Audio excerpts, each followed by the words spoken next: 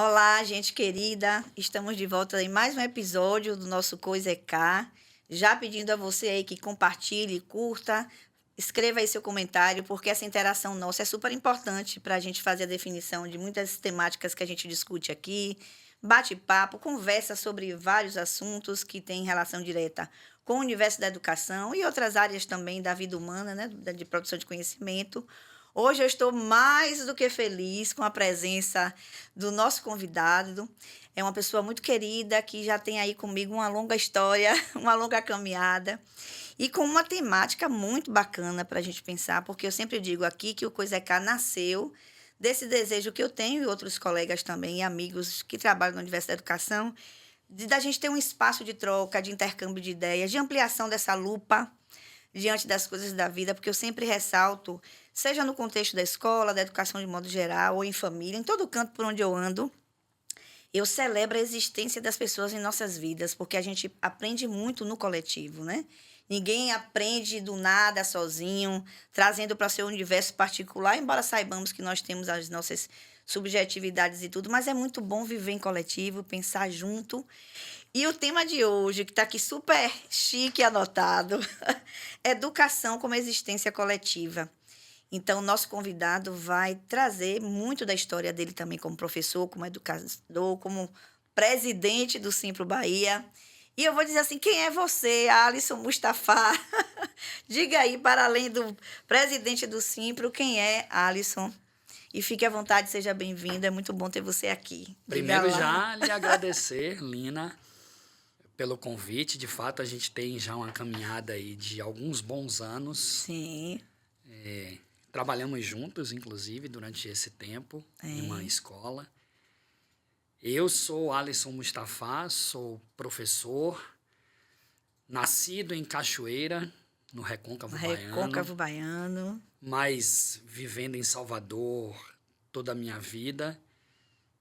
Professor de História do Ensino Fundamental, dou aula hoje no 9º ano do Ensino Fundamental, a última série do ciclo, Sim, com 24 anos de docência já, 21 anos de formado, mas 24 anos de docência porque já lecionava antes mesmo da minha formatura, como parte de um processo de construção desse ser professor. Estou como presidente do Sindicato dos Professores no Estado da Bahia, né, o Simpro Bahia, um sindicato já longevo, 62 anos de história, celebremos, né? e que eu me orgulho muito de, pelo menos, fazer parte de uma fração dessa história do Simpro, ajudando o Simpro a passar pelas intempéries dos últimos anos, dos Sim. ataques aos direitos trabalhistas, dos ataques aos professores, à educação de maneira geral. Sobrevivemos nessa empreitada e agora a gente precisa ampliar os nossos horizontes. E eu agradeço em meu nome, Sim. mas agradeço também em nome do Simpro Bahia a oportunidade de estar aqui conversando com você. Eu agradeço também muito a possibilidade de ter você aqui, porque eu sei que a agenda de professor, né, e a agenda também de um presidente do sindicato não é coisa, você não faz pouca coisa. Então, eu celebro também a sua vinda e a possibilidade da gente estar aqui. E quando eu pensei, né, da gente conversar, e eu lembrei da sua referência, porque assim, você é uma referência para mim, eu sempre gosto de dizer isso aqui no Coisa é Cá, como os meus pares, os meus colegas, os meus amigos são referência na minha vida. E aí, quando a gente pensa no Simpro, eu quero muito destacar isso, a importância que o Simpro teve e tem para mim como professora, para o coletivo. E aí, no desenho desse roteiro, né, que a gente não engessa aqui a conversa, eu fiquei pensando muito na importância do Simpro, no que é que o Simpro trouxe para a minha vida, do ponto de vista mesmo lúcido, né? De como é que eu me enxergava como professora, que relação eu estabelecia com o próprio sindicato. Então, é muito potente e importante a ideia da gente pensar que o sindicato é uma construção coletiva. Então, a gente ainda ouve muito, então eu quero trazer para a nossa conversa aqui a ideia de que o Simpro está afastado do corpo docente, quando, na verdade, nós somos essa integração, né? O Simpro é a coletividade, o Simpro é todo mundo junto. E eu já tive momentos muito importantes nesses 31 anos dando aula, estou comemorando agora 31 anos de docência, e são vários os momentos em que o movimento que a gente faz de estudo coletivo, de análise da realidade, de discussão sobre várias questões que têm relação direta com a docência no Brasil, né? No nosso estado e na nossa cidade, o quanto foi importante para mim esse amadurecimento.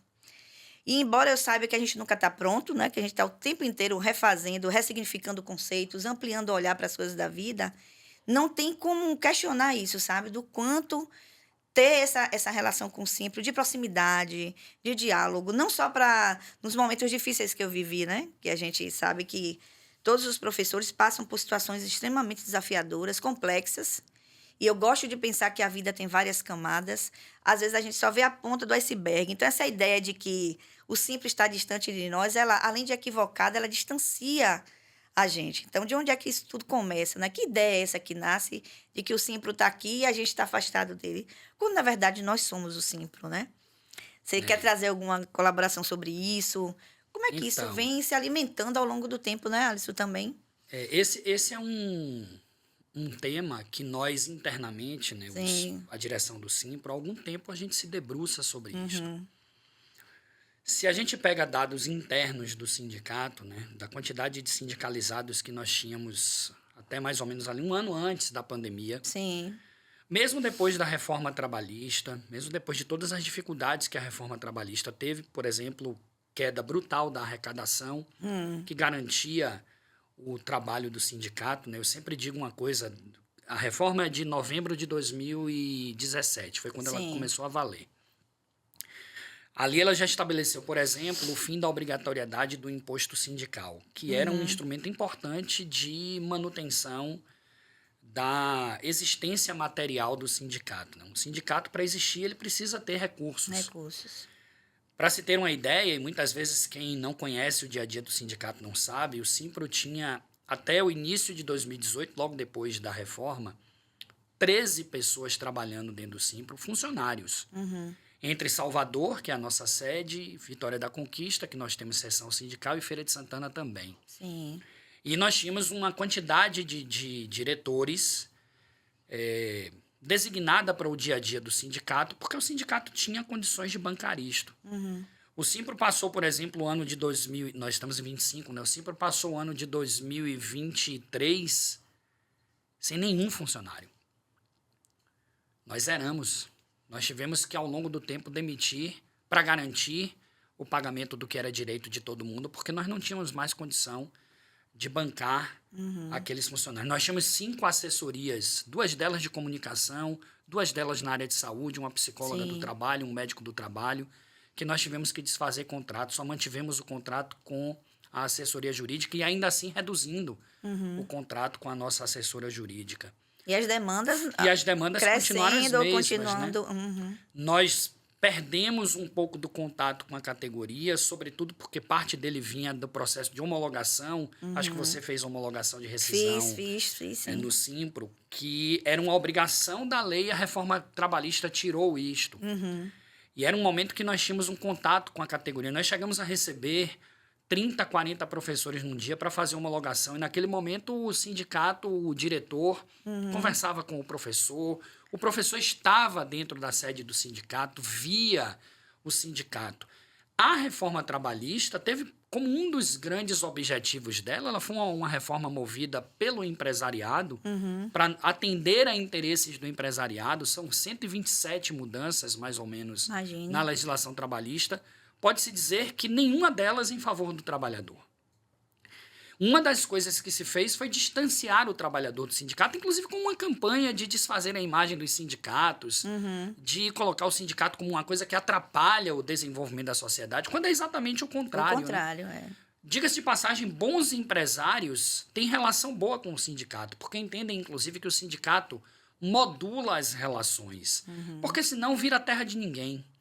E aí veio essa questão que você colocou, né? Essa sensação de distanciamento. Isso, sensação mesmo é a Que palavra. o professor tem em relação ao Simpro. Primeiro, talvez ela tenha um aspecto real. Hoje nós temos uma estrutura reduzida em face das dificuldades financeiras. O sindicato tem um número pequeno de diretores à sua disposição, nenhum deles liberado de escola. Eu sou presidente do sindicato. Trabalho em 2 escolas, estou licenciado de apenas uma, Na outra, eu sigo sendo professor, vivo as mesmas coisas que todos aqueles que eu represento vivenciam. São familiares, né? Me são familiares porque elas estão no meu dia a dia, né? A gente está aqui gravando um podcast, eu vou sair daqui para dar aula. Né? Então, eu tenho as mesmas obrigações que todo mundo tem. Não vivo numa torre de marfim, muito pelo contrário. Pago preço de carreira, porque você fica com o carimbo de sindicalista. Então, oportunidades não lhe são atribuídas. Ampliação de carga horária, novas turmas, novas escolas. Limitações começam a ocorrer. Totais, porque você passa a pagar o preço de de fazer a opção política que você faz pela luta coletiva. E, às vezes, a sua questão individual fica prejudicada nesse sentido. Mas não há, por um lado, então, a dificuldade que o sindicato tem de sobreviver nos tirou um pouco dessa capacidade de estar em vários lugares, mas, ao mesmo tempo, nós passamos a fazer uso daquilo que todo mundo faz, das tecnologias, das redes sociais. Sim. E o sindicato está e pode estar hoje mais próximo das pessoas do que as pessoas imaginam. Nós estamos hoje mais próximos do professor, num certo sentido, do que estivemos ao longo dos nossos outros 61 anos de história.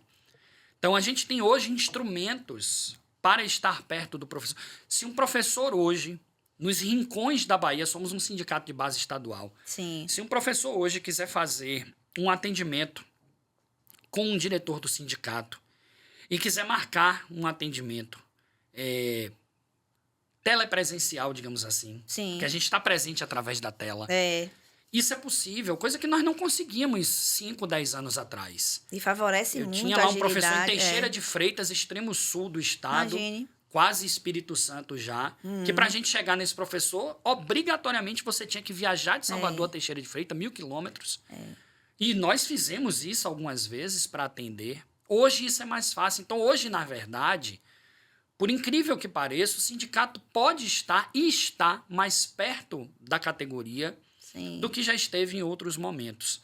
Mas, de fato, nós temos um momento político que muito do mundo do trabalho mudou. A desconexão sobre essa questão da coletividade. Nós somos empurrados, inclusive enquanto professores, para a gente se considerar e se pensar como indivíduos. E isto é proposital. Nós estamos vivendo uma fase de ultraliberalismo, onde uma das questões postas nela é de que cada um se faz sozinho, cada um se faz por si. A falsa ideia da meritocracia, né? A gente desconsidera de que nós somos, sim, claro, em grande medida somos a expressão das nossas questões individuais, do quanto cada um de nós pôde fazer de determinados esforços, mas nós somos uma construção coletiva. O tempo todo. Né? Eu brinco, Lina, dizendo assim, que não é brincadeira no final das contas, né? Eu me formei na universidade pública.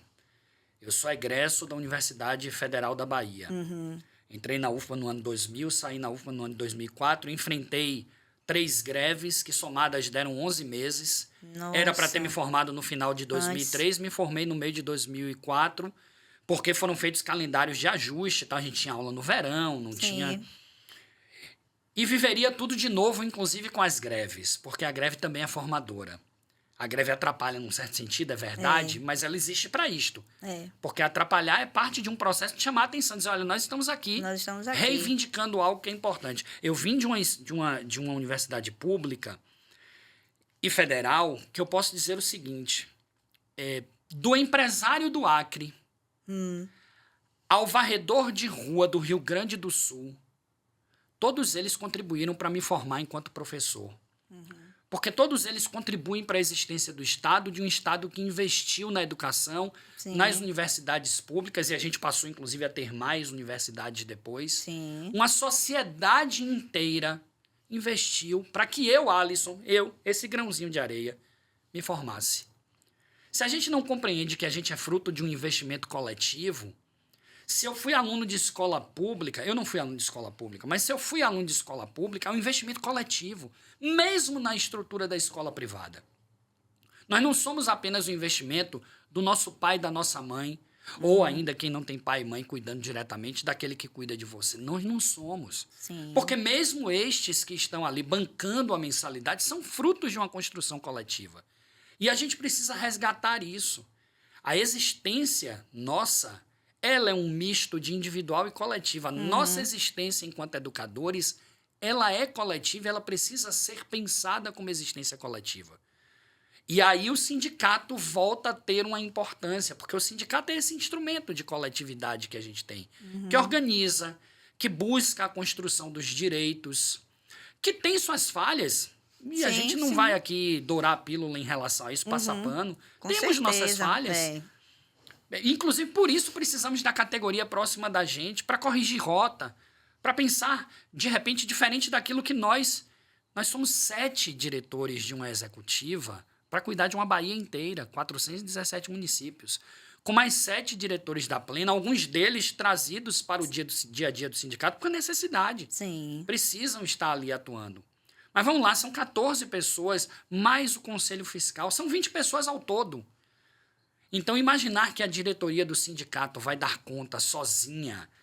Tem muita gente que diz assim, mas o sindicato não conseguiu. Vem cá, colega, o sindicato é você também. Mesmo que você odeie o sindicato, tem gente que odeia. Quando vem o seu reajuste, foi o sindicato que conseguiu.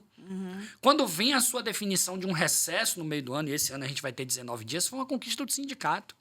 Quando a gente fala de ajuda escolar, né, chamada Bolsa de Estudos, isso é uma conquista do sindicato, isso não é bondade do patrão, não.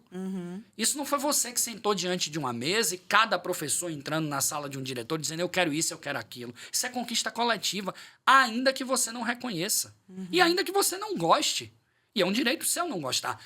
Mas ainda que você não goste, você precisa entender que é uma conquista coletiva. E quando a gente fala é uma conquista do sindicato, não é dessa casa que existe ali no bairro da Graça, em Salvador, dessas 20 pessoas que eu falei. Esse espaço físico fechado. Não, quando a gente fala conquista do sindicato, a gente está falando que é conquista de uma diretoria juntamente com toda uma categoria que está por trás construindo essa conquista. É coletiva.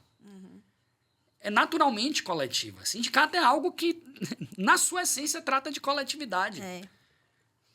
E pensar em coletividade é pensar num conjunto, né? Eu sempre penso na perspectiva formativa também, literalmente.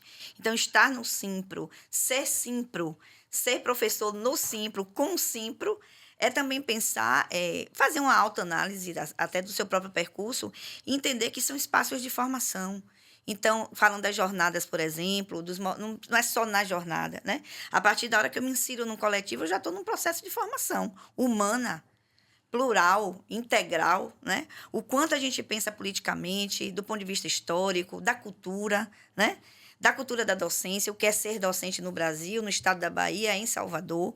Então, eu não tenho também como dissociar isso dessa ideia de formação. Né? Assim, quando eu converso com você, eu saio diferente. A gente começou a conversar aqui no podcast do Coisa é Cá, eu já começo a pensar em outras ideias, eu já ressignifico conceitos, eu já vejo a vida de outras formas. Sim, a partir da hora que a gente conversa, que a gente senta, que a gente está ali no grupo, né? Nesse coletivo, que não é um coletivo pequeno. Não. Você falando da atuação dos diretores, dos outros profissionais que estão envolvidos, né? Nessa função colaborativa, eu fico pensando, nossa, é a chance da gente aprender, é a chance da gente sair dali diferente. Então, como é que a gente pensa na nossa subjetividade e até no processo de formação individual se a gente não se enxerga nesse coletivo? Né? Então, não ter a ideia de que o Simpro está ali para resolver os meus problemas profissionais, né? De alguma situação que eu vivi em determinado espaço escolar, que eu quero ajuda. A gente pensar nisso no cotidiano. Eu gosto de pensar no trabalho miúdo. Eu gosto de usar essa expressão do tijolinho, de tijolinho em tijolinho. Né? Então, são mais de 60 anos de história. Olhe quanta coisa não já se viveu, né? Não já se produziu coletivamente. E o quanto isso enriquece a nossa existência também individual. Né? Se a gente Como é que a gente está pensa- no mundo sem pensar nesse coletivo, né? E veja que o pensar coletivamente que é sempre um risco para quem está no poder. Eu estou falando aqui de empresariado, por exemplo. Sim. Veja como a gente tem hoje, Lina, para a gente que está em sala de aula, a gente que está em escola. Sim. Quantos são os colegas nossos hoje que às vezes a gente não consegue nem encontrar dentro da escola? Verdade. A gente sabe que trabalha na mesma escola que a gente. Porque, em muitos casos, escolas encolheram e aí o professor, para sobreviver, precisa buscar 2, 3, 4 escolas para ficar dando carga horária pingada aqui e ali, Sim. prejudicando muito a sua saúde, e essa questão de saúde eu vou querer tratar aqui como um capítulo à parte, Sim. mas prejudicando a sua construção enquanto coletividade.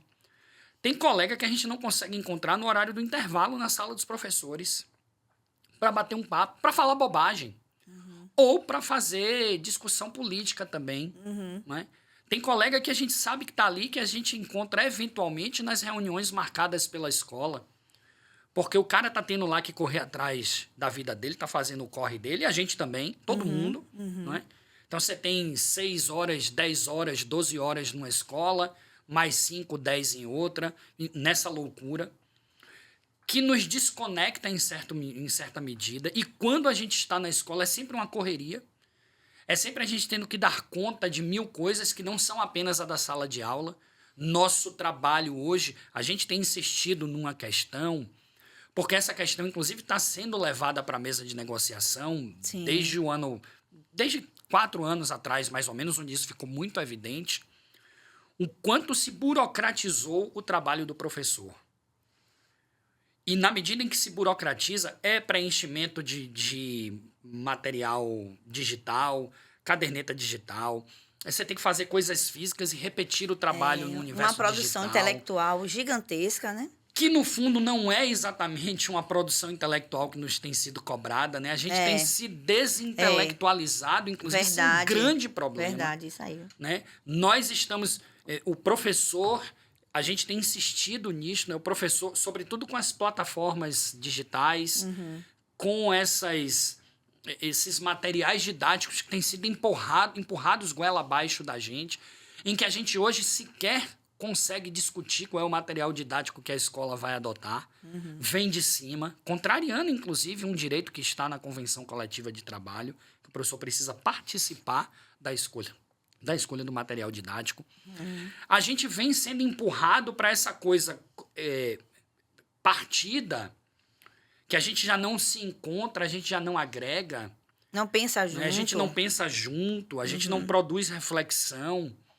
A gente não tem o direito de falar bobagem junto numa hora de intervalo, de dar risada de um programa de televisão, de um capítulo de novela, mas também, naquele momento, de repente, falar de coisas sérias sobre o nosso fazer, sobre como ele está sendo destruído pouco a pouco. E o uso da tecnologia veio... A gente, um tempo atrás, achava assim, né? Ou pelo menos se vendia a ideia. Sim. A tecnologia vai facilitar o trabalho do professor. A prática docente vai virar outra coisa, diferente. Vocês vão ter tempo para pensar mais, para elaborar mais, porque a tecnologia... Mentira! O que a gente viveu nesses últimos 20 anos de massificação do uso da tecnologia na escola, e agora, pandemia e pós-pandemia mais ainda, nos levou para um caminho contrário. A tecnologia não tem nos facilitado.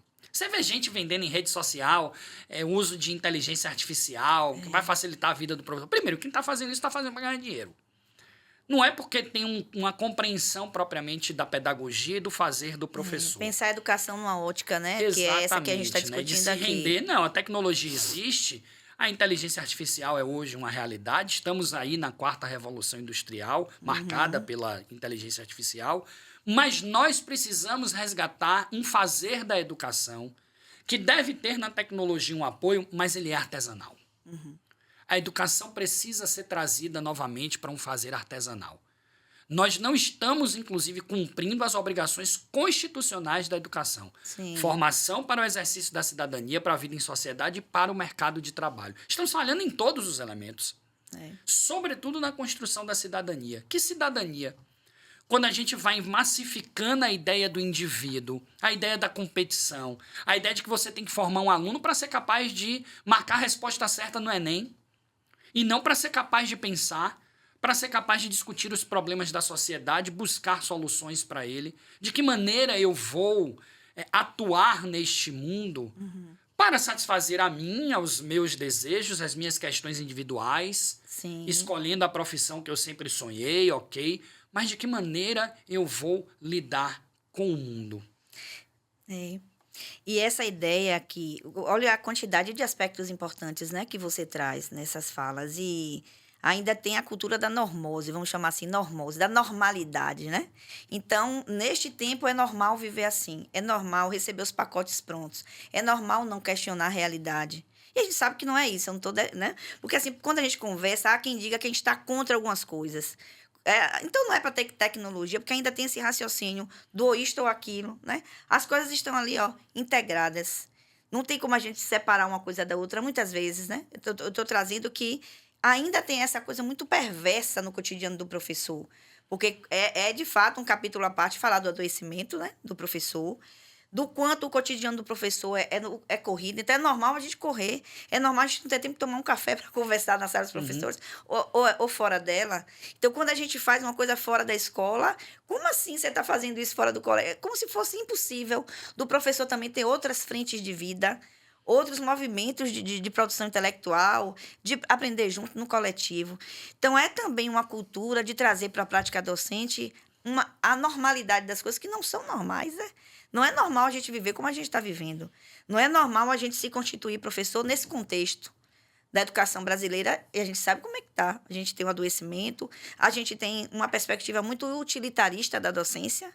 Então, é como se a gente fosse programado para desenvolver as funções de maneira mecanizada, né? Mecânica, mas esse é um corpo que sente, a gente já conversou, até outro dia recebi a visita aqui de Francisco Mazão, psicólogo e terapeuta, que a gente falava do corpo docente e o corpo que sente. Né? Ainda tem isso também.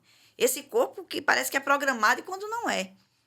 Então, nós sabemos os desafios que a gente enfrenta diuturnamente na escola, né? E o papel social do professor também, que é algo que tem uma complexidade gigantesca neste tempo, em que tem essa perspectiva utilitarista da educação, tem uma função, né, que é muito prática, é muito rápido, é para ontem, então tudo é para ontem, e a gente está lidando com formação humana.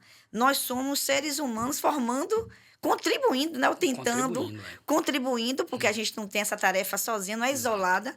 O papel do professor, o social do professor não é uma proposta isolada, né? No sentido assim de que eu vou desempenhando o que a escola tem ali de proposta para mim e eu estou sozinho. Não é isso, não é essa a tônica, né, da discussão.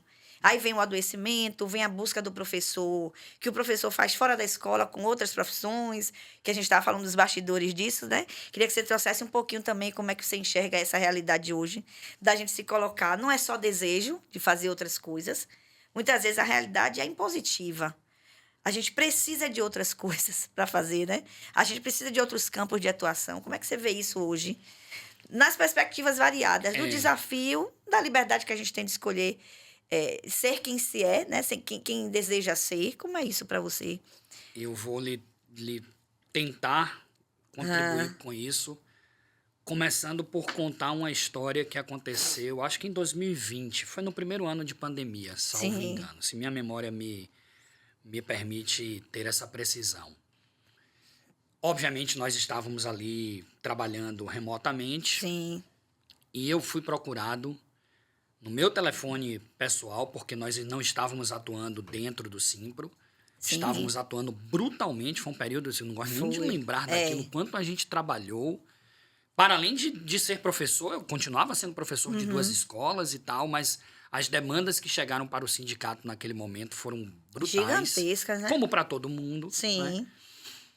E lá um dia me procura, no meu telefone, eu não conhecia o número e tal, me procura uma professora de educação infantil, de uma escola conhecida aqui. E ela tinha conseguido meu número com alguém dessas redes de relações. E esse alguém disse, olha, procure Alisson, ele é diretor do sindicato. Ele não era nem presidente na época, era coordenador geral. Sim. Nós não tínhamos feito uma mudança de estatuto que resgatou a presidência. E essa professora me procurou me dizendo assim, eu quero pedir demissão da escola, não aguento mais. Sim. E eu fui conversar com ela, conhecer minimamente quem era essa professora. Ela tinha 23 anos de docência nesta escola. Um tempo significativo, Significativo. Né? Se aproximando, inclusive, de alcançar o direito dela à aposentadoria. E ela entendia que ali era o limite dela. E eu, no lugar de fazer com ela uma fala burocrática, olha, você precisa fazer isso, aquilo, documento tal, etc. e tal, eu fui buscar ouvir essa professora. quais eram as dores que ela estava carregando naquele momento para ver de que maneira eu poderia contribuir com ela. E aí, num determinado momento das nossas várias conversas, porque isso não se deu num momento só, né? Sim. Trocávamos mensagem em vários momentos. Ela me disse uma frase que ficou marcada para mim de uma maneira muito triste, que é reveladora dessa situação que nós, professores, temos. Ali na pandemia, talvez num momento extremado, não é? Por tudo que nós estávamos vivendo, não apenas na educação, mas toda aquela sensação de morte mesmo, né? A gente conhecia gente adoecida, gente que morreu. Então vivíamos ali uma situação muito endurecida. E ela me disse o seguinte: para ganhar o que eu ganho, trabalhando o que eu trabalho, eu prefiro fazer outra coisa. Uma professora com 23 anos de docência, madura, formada, a gente pode se dizer, embora a formação seja perene, né? A vida toda a gente está em processo de formação. Muita história para contar, com certeza. Com muita história. Professora da educação infantil. Da parte mais delicada, acredito eu, da formação. E essa professora trouxe isso. Eu, num primeiro momento, percebendo as dores da professora, busquei até dissuadi-la da ideia. Você está tão perto já. Segura mais um pouco, né? Será que não dá para segurar mais um pouco e tal? A gente vai tentar atuar de uma outra forma nos bastidores para tentar garantir que dentro dessa escola você tenha uma situação melhor, menos cheia de amarguras, como está se percebendo, né? Porque as escolas massacraram a gente naquele momento. Foi bem... Algumas conseguiram lidar de uma forma menos problemática, mas muitas era de manhã, de tarde, de noite, de madrugada, trocando mensagens, mandando coisas como se nós não tivéssemos vida. E essa professora me trouxe isso. Até quando eu pude ter contato com ela, porque depois ela também sumiu, ela tinha aceitado o conselho de segurar um pouco para tentar, pelo menos, garantir essa aposentadoria e tal. Mas por que eu estou dizendo isto, né? Tem sido muito comum entre nós, Lina, professores, primeiro, desistência em relação à profissão. Gente que está abandonando.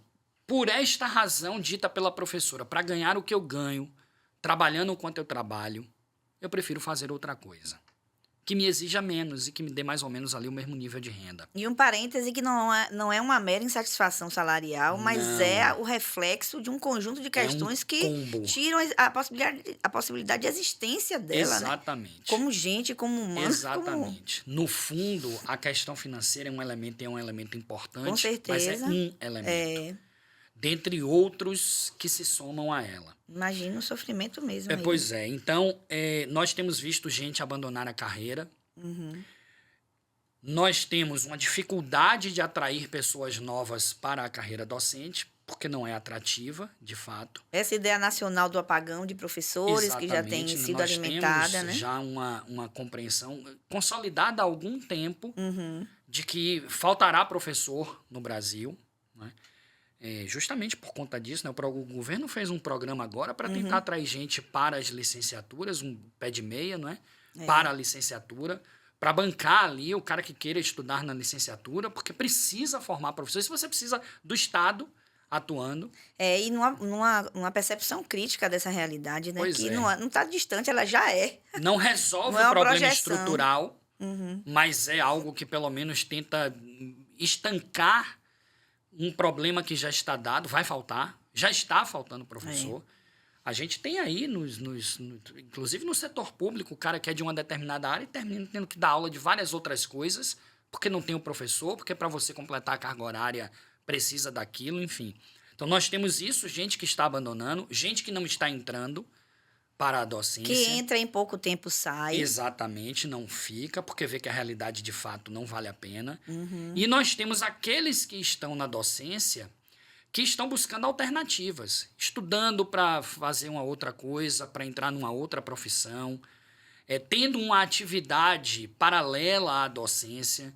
Quer dizer, é a professora que dá aula, mas que faz bolo, que faz artesanato, que trabalha numa outra atividade no contraturno, Porque aquilo que ela tem na docência, seja do ponto de vista econômico, seja do ponto de vista da sua existência, não satisfaz, está virando um problema. Sim. Dos que estão estudando para ir para outra carreira, não é? São muitos os colegas professores que estão, nesse momento, dentro das faculdades de novo. Não é para fazer uma pós-graduação, não é para fazer um mestrado na sua área. Claro que isso existe também. Também é. Mas estão buscando uma outra graduação, uma outra formação, para, entre aspas, fugir da docência. E de uma outra área mesmo, bem diferente da educação. Para conseguir uma sobrevida. Nós estamos falando de professores que estão buscando alternativas para sobreviverem. Seja do ponto de vista material, seja do ponto de vista da sua existência psíquica, na sua saúde física, na sua saúde mental. Hoje nós temos um grande problema. Nós vivemos uma sociedade adoecida. O mundo do trabalho, reconhecidamente hoje, mundo afora, é um mundo do trabalho adoecido. O Brasil baixou uma norma regulamentadora agora, entra em vigor nesse mês de maio. O empresariado está querendo impedir que ela entre em vigor, que obriga as empresas a cuidarem da questão da saúde mental. Porque nós temos hoje uma consciência de que o trabalho é um elemento real, concreto, de adoecimento psíquico das pessoas. Nós tínhamos, era muito comum, o Simpro, inclusive, é importante dizer isto. Sim. Nós vamos desenvolver já este ano, a partir desse ano, uma pesquisa com apoio de universidade, com chancela de universidade. Já foi assessora nossa, eu falei aqui dos assessores que nós tínhamos, a professora Tânia Araújo, que é da área de psicologia. Está desenvolvendo um projeto de pesquisa para ser tocado a partir do Simpro Bahia. Um abraço nosso para Tânia, né? Parceira nossa desde sempre, enquanto foi efetivamente assessora do Simpro, mas hoje já não sendo oficialmente, mas é uma parceira militante. Ela e o doutor Eduardo Reis, que médico do trabalho, ambos professores universitários. E a gente vai fazer uma pesquisa em saúde do trabalhador com ênfase na questão da saúde mental. Porque é o que a gente tem percebido e pegado de dados vindos de outros lugares.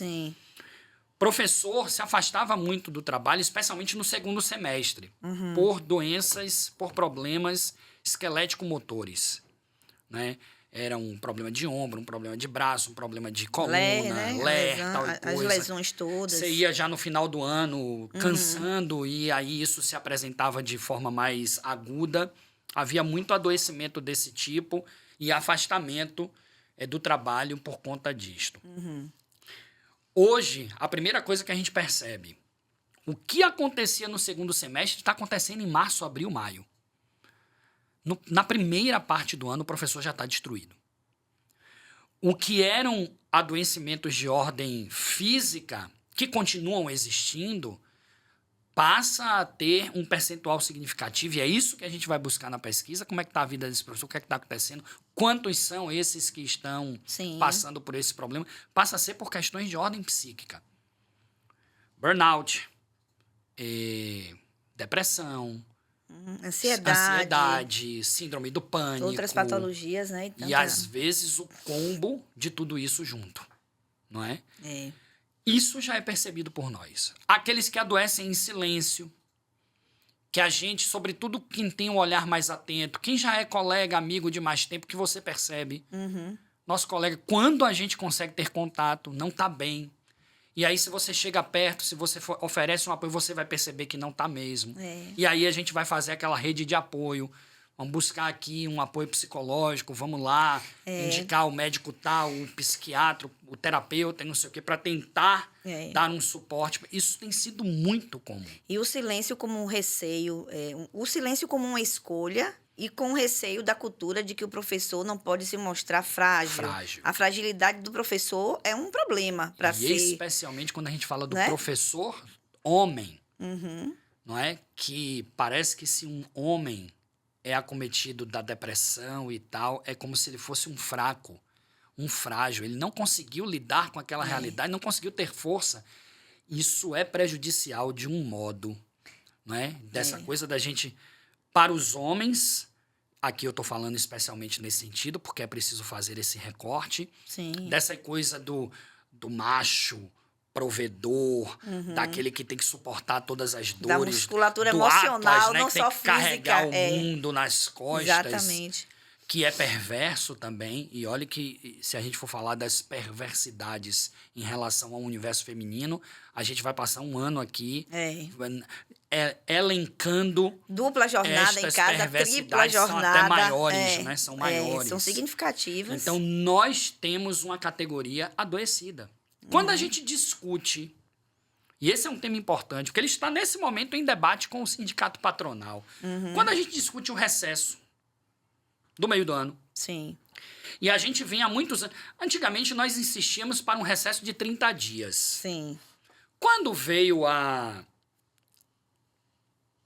legislação da educação, a 9394, a LDB, lá em 1996, que estabeleceu 200 dias letivos, nós tínhamos 180, né, passou para 200 dias. Conseguir 30 dias no meio do ano ficou muito difícil. Tem alguns lugares que ainda tem. Tem. São Paulo tem 30 dias de férias, Sim. propriamente no meio do ano, e recesso de 30 dias Corridas, entre um ano e né? outro. Mas a gente focou em conseguir pelo menos 21 dias nesses últimos anos aqui na Bahia. É o que a gente tem procurado. 21 dias de recesso. Porque o recesso é uma cláusula de saúde. Muita gente não sabe. Na classificação que o próprio Ministério do Trabalho faz, quando você produz uma convenção coletiva de trabalho, o recesso está lá como cláusula de saúde. E tem uma fala perversa e violenta de que o professor tem... O que é que eles estão reclamando? Eles têm férias no meio do ano, outras profissões não têm. É a incompreensão, e muitas vezes por conveniência, né? Então, eu escolho dizer isso porque é conveniente para alimentar essa cultura de que a gente tem folga, quando, na verdade, a gente lida com gente, né? Pois é. A gente lida E com o pessoas, peso então... que é a dor e a delícia que é lidar com gente. E um parêntese para eu trazer só essa questão, assim, você dá aula a manhã inteira. Então, se você vive emocionalmente uma demanda mais significativa naquele espaço de uma sala de aula, você só tem 5 passos para se recompor, para se reorganizar, para entrar na outra sala. Exato. Então, é uma quantidade de movimentos que a gente faz, de emoção mesmo, né? Na lida ali com várias emoções diferentes, que vêm de diferentes lugares, que a gente sabe como está a sala de aula no Brasil, né? No nosso estado, da nossa cidade. E acho isso bem perverso também, fechando esse parênteses para você seguir com o seu raciocínio. É perverso porque é como se a gente fosse essa máquina capaz de... Teve uma situação mais desafiadora na aula, na turma B, que você vai para a turma C, bora, reage rápido, você vai botar o pé lá dentro de novo na outra turma, que não tem nada a ver com o que aconteceu na turma anterior. Então, essa fragilidade que coloca a gente nesse lugar de incompetência, né?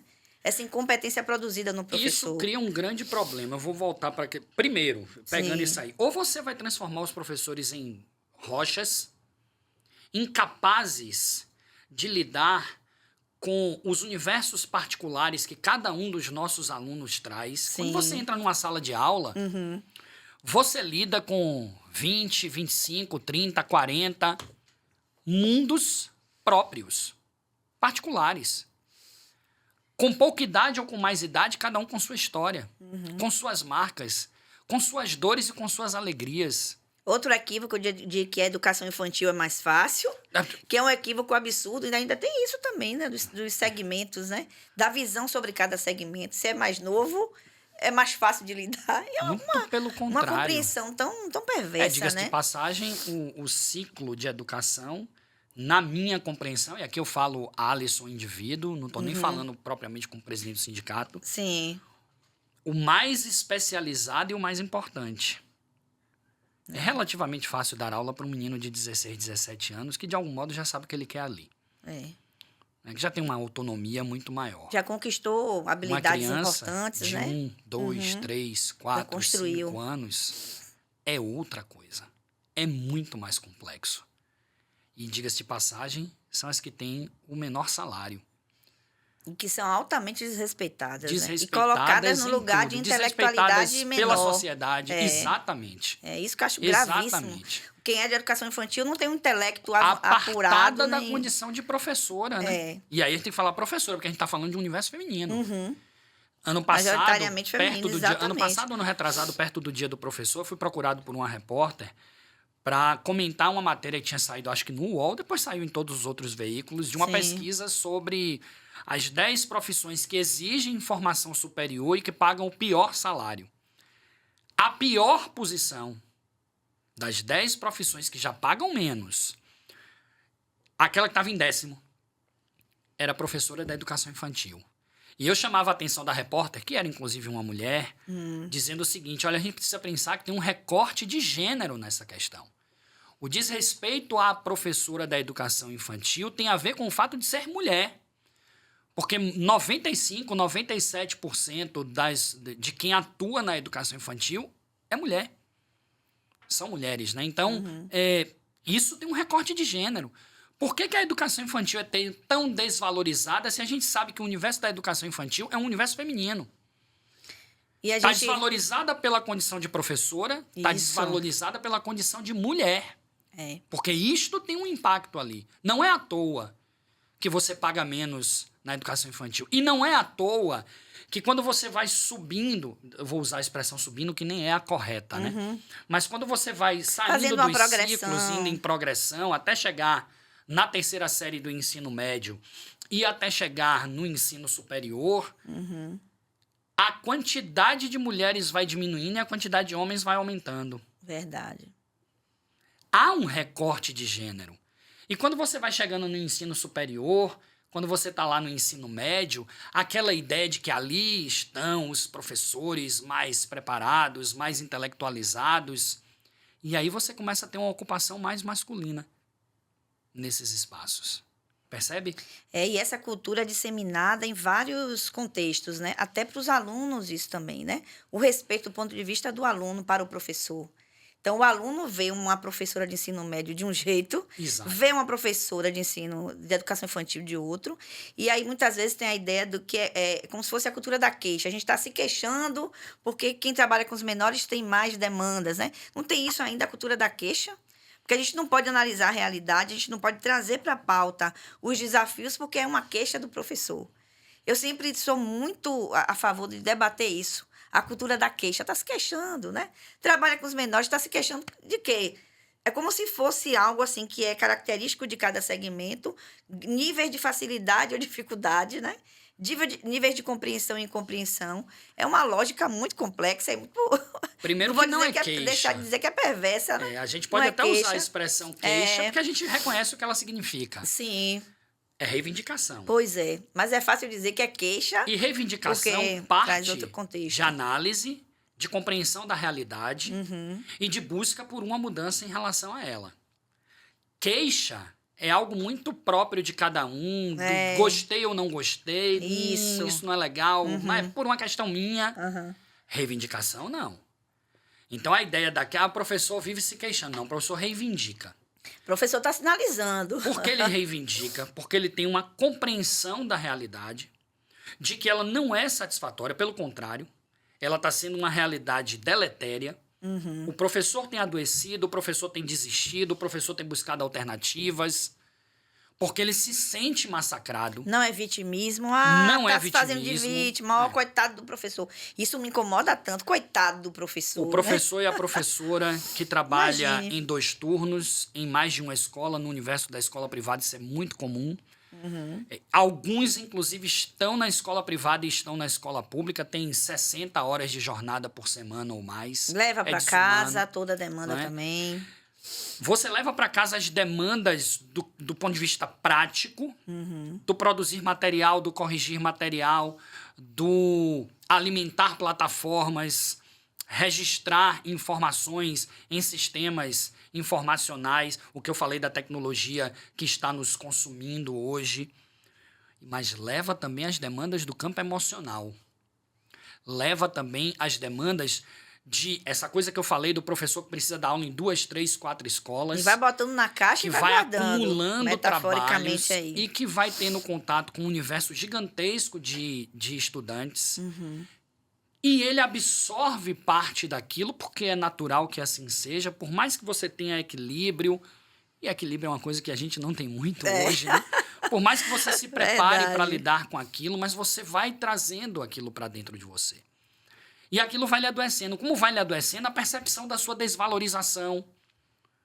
Como vai adoecendo a percepção de que você trabalha e você não consegue ver sua vida progredir do ponto de vista material. E a resposta do Deus me livre ser professor, né? Quando eu brinco assim, brincar no sentido que a gente pode dizer aqui, quem é que pensa em ser professor aqui? Não tem um dedo para cima, e se tem, é um dedo que vai tímido. É. Então, assim, a gente ter essa constatação é bem complicado, né? De que, como assim? Eu não quero ser professor, não, Deus me livre. E é engraçado Então, porque... que lugar é esse o nosso, né? De ficar nessa posição de Deus me livre, isso aí que você está vivendo. É um estranhamento, né? No discurso, numa fala qualquer, numa roda de família e de amigos, todo mundo vai dizer da importância do professor. Mas importância não se mede pelo que as pessoas dizem. Importância, eu tenho dito isso em vários lugares, Lina. Num mundo capitalista burguês, que não é o mundo dos meus sonhos, mas é o mundo real. Que está aí. Né? Com o qual eu tenho que lidar. No mundo Que a gente faz capitalista parte dele. burguês, valorização vem pela via econômica. Não dê tapinha nas minhas costas e diga, seu trabalho é importante. Não. Eu quero ser bem remunerado pelo trabalho que eu faço. E isto não é... Porque também tem uma outra coisa, né? Essa ideia de que o professor tem que ser um abnegado. Essa ideia de que a docência é sacerdócio. É não. uma romantização. Eu tô Romantiza, um heroísmo. Olha como ela né? conseguiu dar conta Você daquela demanda. trabalha por amor. Não, eu amo o que eu faço, mas eu trabalho porque eu sou um trabalhador que vivo numa sociedade que custa caro viver nela. Eu preciso de dinheiro para sobreviver. Eu preciso pagar onde eu moro, eu preciso pagar o que eu como, eu preciso pagar o que eu visto, eu preciso pagar como eu me locomovo, eu preciso pagar por tudo. E, assim, um parêntese para uma... Não é brincadeira, mas, assim, chega a ser lúdica a ideia de ver um professor fazendo uma viagem, um professor estranho, frequentando né? determinado lugar. Olha, tá frequentando. Tá bem. Como se isso não fosse possível. Tô pagando em 30 vezes. É ousadia apenas. Então não é e possível. uma certa irresponsabilidade às vezes. Exatamente. Então a gente tem que ainda viver numa condição de uma... coitado dele, né? Então, assim, quando você dá uma avançada, que lhe é de direito, você construiu isso. Então, eu sempre digo, a nossa docência, ela é profissional. Sim. Nós somos profissionais de educação. Exato. No nosso Pod com o Rogério, a gente falava disso também, né? De profissionalizar a nossa profissão. Né? Chega a ser redundante, mas o que é isso? Porque é engraçado que isso profissional, exige da gente. As escolas exigem da gente. Mas as escolas não investem nisto. E não dão como contrapartida um tratamento profissional. Então você tem aqui, Bahia, um professor tem um piso salarial, a hora-aula de piso, R$ 11,20. E o sindicato patronal está nesse momento nos dizendo que não vai estabelecer uma política de valorização do piso, porque as escolas não suportam. Eu vou dizer uma coisa aqui que ela é impactante. Escola que não suportar pagar decentemente o professor não pode ser escola. O cara que decidiu empreender, o cara que é empresário da educação, que tem uma escolinha de bairro no andar térreo da sua casa, que tem uma importância na comunidade, sim, é verdade, mas que se apoia nisso para dizer, eu sou pequeno, eu não posso pagar mais do que isso aí já é muito, inclusive, R$ 11,20. Faça outra coisa, meu irmão. Transforme esse andar térreo da sua casa em uma quitanda. Educação não dá para fazer. Porque não dá para a gente sustentar a ideia de que, é infelizmente o que eles podem pagar. Então não seja escola. Inclusive porque isso foi tirando do poder público a obrigação de investir na escola. Exatamente. Então as famílias preferem pagar muitas vezes, porque é o que elas podem, porque é uma cultura de desvalorização da escola pública, de achar que, por pior que seja a escola particular, ela vai ser melhor do que a pública, que é falso. Que é muito falso. Então você prefere pagar 150, 200 reais de mensalidade numa escolinha de bairro, resolve em certa medida o seu problema, e muita gente tem dificuldade de pagar isso, porque nós vivemos numa sociedade empobrecida, mas sem saber que por trás isso significa dizer que aquele professor, aquela professora, que você quer que faça o melhor para o seu filho, está ganhando um salário de fome. Então não dá para suportar mais a ideia de que, infelizmente, é o que uma parte dos donos de escola conseguem pagar. Se a gente aumentar o valor do piso, fica insustentável. Então que fique. Então que vá fazer outra coisa. Porque não dá para sustentar a ideia de que o professor tem que aceitar esta condição rebaixadíssima, porque o dono da escola não pode pagar algo melhor. E é essa prática do elogio que mascara, né? Porque, na verdade, a gente sabe o que é que está por trás de muitas práticas dessas, né? Então, você é o herói, você conseguiu. Esse vai alimentando o ego do professor ali numa perspectiva extremamente complicada para a gente lidar, né? Porque se aquele elogio, aquela conversa, aquele diálogo lhe coloca numa posição confortável, de um destaque que às vezes você deseja ter, e olhe como vai por uma via completamente equivocada, né? Do reconhecimento, da valorização, não é só o elogio pelo elogio. Não, eu estou sendo valorizada, eu estou sendo reconhecida. Quando, na verdade, aquilo vai levar para um abismo, né? Leva a gente para os abismos. A valorização passa pela questão financeira obrigatoriamente, mas a valorização passa também por uma alteração de cultura dentro das escolas hoje. O professor é tratado como uma máquina de fazer coisas. O que eu falei num outro momento aqui, esse caráter artesanal, tem muito de ciência na educação. A educação e ciência caminham juntas. Com certeza. Há muito de ciência na educação e que bom que há e precisa haver mais. Mas, ao mesmo tempo, a educação precisa resgatar um caráter artesanal. Nós estamos lidando com pessoas. Não quer dizer que a gente é contra a tecnologia. Pelo contrário. Pelo contrário, né? A tecnologia precisa servir a gente. A tecnologia precisa nos dar suporte. A tecnologia não pode nos escravizar. A tecnologia não pode virar um trabalho a mais, uma dificuldade a mais, um prejuízo à vida do professor, porque você sai da sala de aula e é toda hora uma mensagem, é toda hora um e-mail, é toda hora você tem que abastecer esse negócio, tem que botar na plataforma, tem que fazer isso, tem que mandar agenda virtual, tem que não sei o quê. Uma série de trabalhos são burocráticos, feitos ali no computador, num aplicativo, o que não significa dizer que são trabalhos verdadeiramente tecnológicos. Na verdade, a gente está tendo um trabalho braçal com o uso de um instrumento digital. E os riscos que nascem daí, porque a gente tem que fazer com qualidade, né? Eu digo isso sempre, sabe? Com todo cuidado, porque uma conversa como essa tem uma potência, né? Muito grande. Para a gente pensar sobre o que a gente faz, quem a gente é, o que é educação com existência coletiva, pensar nesse sentido, entender os riscos, porque se a gente falha, né? Em determinada circunstância pedagógica, a nossa falha nos rende problemas. Né? O tempo todo. De toda ordem. Mesmo quando a gente não falha, então, torna-se um problema. É uma criação de uma atmosfera falível, né? Porque é humanamente impossível dar conta disso. E aí vem a produção da incompetência na gente, né? E que não, a gente sabe muito bem. Eu acho, Alisson, que a gente já tem uma história, e não é uma vaidade, a gente não está sendo leviano aqui. A gente já tem uma caminhada que nos autoriza a dizer: é muito complicado o que a gente está vivendo. E não é um achismo, então, essa coisa de que a gente está se queixando que é um achismo, é uma realidade, é fato, né? Aqui é uma caneta, não tem que dizer que é uma maçã, é uma outra coisa.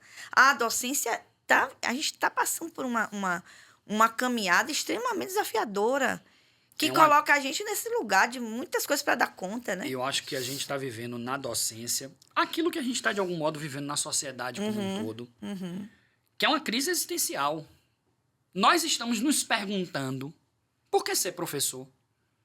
Porque a gente tomar segue essa decisão. acreditando. Aí a diferença, né? A ideia do professor abnegado e professor por sacerdócio, que justifica a desvalorização, não pode ser confundida. Eu amo o que eu faço, eu adoro estar na sala de aula. Daqui a pouco eu vou estar numa sala de aula, adoro fazer isso. É a parte da educação que eu adoro. As burocracias eu odeio, tenho que fazê-las. Mas eu as odeio. E a gente faz, faz. Dá o retorno, mas dá a sala de aula, aquele lugar meu com os meus alunos, aquilo ali é vida. No sentido amplo. É a história que a gente está construindo, é a experiência, né? No entanto, é muita coisa. Ainda que eu diga isto, eu amo o que eu faço, eu adoro estar na sala de aula com os meus alunos, mas eu quero ser valorizado. Isto não significa que ao dizer que eu amo, que ao dizer que aquilo é muito importante, que eu vejo vida naquilo, que eu estou abrindo mão da valorização. Não estou, pelo contrário. E chega a ser ingênuo a gente pensar que a gente consegue colocar uma cortina nas coisas, nas práticas por muito tempo, porque é humano, a gente revela isso, até sem a gente querer, né? Estou falando de vários modos de entender a realidade da docência, de várias formas de fazer a docência, que a gente não tem um engessamento, a gente não tem fórmula pronta, né? Para ser professor, a gente não tem fórmula pronta nem para viver. A vida é o tempo inteiro inédita. A docência a nossa profissão é uma das que mais trazem isso para a pauta, né? É o ineditismo da vida. Você tem planejamento, você se programa, mas a curva é outra. Porque a gente está lidando com determinada sala de aula, com aquilo que você trouxe de uma forma muito bacana, que é a subjetividade dos sujeitos que estão ali com a gente, que são nossos pares, né? A gente acaba fazendo uma parceria com o aluno de existência coletiva também, né? Trazendo de novo para o tema. A gente está ali para viver, efetivamente viver. Então, não tem como só reproduzir, não dá, não tem... Educação não é fórmula pronta, educação não é prática, ensaiada. Porque por mais que você planeje, você tem um ineditismo. Irreprodutível, né? Vamos dizer assim, que dá para reproduzir, que dá para fazer igual para todo mundo. A gente sabe que funciona numa turma, na outra não, né? Funciona para um aluno, e não é a coisa do funcionar, é a ideia de dar sentido à existência. A gente está aqui para quê? E eu sempre digo, eu escolho ser professora todos os dias. No dia que eu entendi... Porque a vontade de desistir vem todos os dias também. Vem diariamente. Tem gente que não consegue nem sair de casa. Sim. Não consegue pensar que vai para o trabalho, que vai para a escola. Eu não vou para uma sala de aula somente, eu vou para um espaço de formação humana. Exatamente. Eu vou para um lugar em que eu tenho que exercitar os meus saberes, a minha competência, as minhas limitações que todos nós temos como humanos, né? Então, é coisa, meu amigo. Nunca foi tão importante, Lina. Sim. Sobretudo na história pós-revolução industrial, Sim.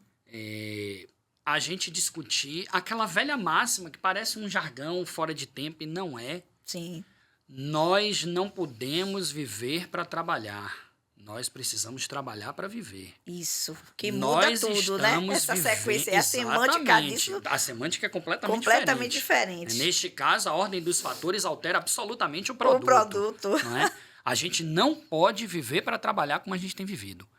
Porque isso tem nos adoecido, isso tem nos feito desistir, isso tem nos feito buscar alternativas, isso tem nos silenciado. Né? Então, nós, professores, que perdemos a ideia do professor como um pensador, a ideia do professor como uma figura capaz de refletir sobre o mundo. Porque a gente foi perdendo. Hoje nós somos empurrados... Desde as séries primeiras, iniciais, a gente vai sendo empurrado para abrir mão desta condição de humanidade, de relação humana. É correndo atrás de calendário, é correndo atrás de fazer prova, é correndo atrás de corrigir, é correndo atrás de produzir, é correndo atrás de 1000 reuniões com 1000 projetos que vendem para as famílias a ideia de uma escola dinâmica e tal, que no fundo estão produzindo uma escola massacrante, inclusive para os estudantes. É menino correndo atrás de prova 2, 3 numa mesma semana e na outra semana é a mesma coisa. Que horas esse menino realmente pensa? É porque a gente não quer que pense. Nós temos um massacre sendo produzido. Quando você pega a BNCC, que na minha compreensão é um grande problema, porque serve de norte, obrigatoriamente a gente tem que seguir aquilo. E há quem confunda que esse norte é um engessamento, é uma reprodução automática daquilo que está escrito, que é humanamente impossível dar conta. Pois é, não é um engessamento, mas ela é de tal maneira perversa que tudo que a gente quiser fazer para menos do que aquilo não pode, aquilo é o mínimo, para mais do que aquilo você não consegue, porque as burocracias são tantas, o que se exige é tanto, que o que resta de tempo não resta, no final das contas. E o ar é tirado da gente. Então a gente fica massacrado, a gente vira fazedor de coisas, reprodutor de coisas, dador de aula, no lugar de ser alguém que está pensando, está refletindo e está contribuindo para que o aluno também pense, também reflita. Para que ele seja capaz de responder uma prova lá na frente, ok. E pensar mas na aula, para que ele seja capaz de muito mais do que isto. E pensar na aula como um acontecimento, né? Não só como ir lá e dar o assunto. E a gente já discute isso há muito tempo, Exatamente, né? Não é dar assunto, é construir possibilidades de estar no mundo e de a gente existir, E aí a né? gente é obrigado a retornar para aquilo que é o mote, assim, o tema da nossa conversa. Se a gente não compreender a educação como uma existência e um fazer coletivos, se a gente ficar pensando soluções a partir do eu, a gente está acabado. Se já estamos vivendo dificuldades muito grandes hoje, se a saída for pelo individualismo, estamos acabados. E a pseudo-ideia de que essa via do individualismo está dando certo, porque uma hora ela vai cair por terra, né? Porque cai, né? Meu amigo, estamos chegando ao finalzinho dessa conversa. E eu estou dizendo assim que o Coisa é Cá, a gente tem um podcast, mas não dá para ficar em um só. Então, eu já vou publicamente aqui dizer para você que a gente pense numa possibilidade da gente também trazer, né, outras pessoas, assim, a gente ampliar aqui a nossa conversa e trazer alguém também do sindicato especial aí, que não falta gente bacana lá. E você vai me dizendo, dá um abraço para todo mundo da direção do sindicato, né? Aqui você representando como presidente, e dá um abraço bem apertado, porque a gente sabe da importância da gente construir essa trajetória juntos, né? Então, vamos ver um outro podcast, por favor, aí na sua agenda. A gente está sempre à disposição. Para a gente ampliar o nosso debate com outras pessoas também aqui. Então, já fica o convite, viu? Para a turma toda do Simpro. Por favor, veja quem tem uma agenda aí mais assim, com a possibilidade da gente conversar, porque eu fiquei muito feliz com esse movimento nosso aqui. Eu também. Que ele seja o primeiro de muitos, né? Vamos falar mesmo dessa possibilidade. Sim. Da gente ver na agenda, para a gente continuar conversando. Porque é muita coisa importante, viu, meu amigo, para a gente trazer. Eu quero lhe agradecer, a gente que tinha falado, né? E aí eu vou encerrar com isso. Nós que Sim. somos do Recôncavo. Do Recôncavo. Né? E o Recôncavo é o umbigo do mundo, É o umbigo né? do mundo. É de onde tudo surge. O Recôncavo é a África brasileira, né? De onde nós viemos, é nossa origem. E eu espero que algum dia o destino também. Sim. Do pó ao pó. Mas eu tô bem feliz de ter estado aqui com você, de ter contribuído, obrigada. ter aprendido também. Sim. Agradeço em nome do sindicato, né, na Sim. condição de presidente, mas agradeço também do ponto de vista pessoal Sim. por esse seu convite e digo a você que eu estou à disposição. Nem sempre eu estou disponível, porque achar mas estou essa sempre à agenda aí. disposição. Né? Eu é que preciso agradecer a você também. Então, acho que esses momentos fazem parte da nossa história, né? Já vão compondo as nossas memórias de vida. Nossa existir é construir memórias a vida toda, né? Exatamente. E acho que a gente traz a possibilidade para você que está escutando a gente aí, ou no carro, ou em casa, né? Porque a gente sabe que até para parar para fazer isso é uma demanda, né? Então, eu já agradeço os ouvidos gentis de vocês de casa, de onde você estiver assistindo a gente. Compartilhe, né? Traga essa possibilidade também da gente ampliar essa conversa, esses diálogos para outras esferas, para outros lugares, que a tecnologia hoje, como você disse, nos permite isso, né? Exato. Chegar a uma extensão maior, enfim. E agradecimento mesmo de coração essa possibilidade, que a gente estique esse papo aí com mais gente aqui, que a gente possa encher essa mesa também. Começa assim com a gente e traz mais possibilidade de diálogo mesmo, sabe? E muita coisa a gente não conseguiu tratar por causa do tempo. Eu sempre cito João Anzanello Carrascosa, que é um escritor brasileiro, e ele diz que quando a gente fala ou escreve, muita coisa é colocada e muita coisa fica de fora, né? Então, o que a gente não conseguiu aqui tratar por conta do tempo, que a gente faça isso em outros momentos e vamos para o Simpro, e a gente é o Simpro, a gente tem que existir nessa coletividade, que é tão importante, né? Exatamente. O Simpro está lá, de portas abertas. O Simpro está lá e nós somos ele, Todos né? nós somos o sindicato. Nós somos o sindicato o tempo inteiro e é essa ideia que a gente vai alimentando, porque é essa ideia que faz a gente existir. Ó, um beijo grande para vocês. Muito obrigada, Alisson. Obrigado, gente. Um abraço para todo mundo.